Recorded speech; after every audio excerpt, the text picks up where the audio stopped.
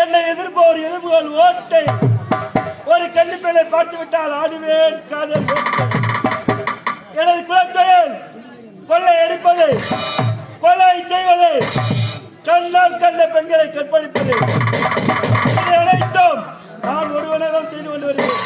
அப்படி இருக்கும்போது விஜயபுரி நாட்டை ஆளக்கூடிய விஜயவர்மனுக்கு படை தளபதி என்று பெயர் பெற்று சீரும் சிறப்போடு வாழ்ந்து வருகிறேன். மக்கள்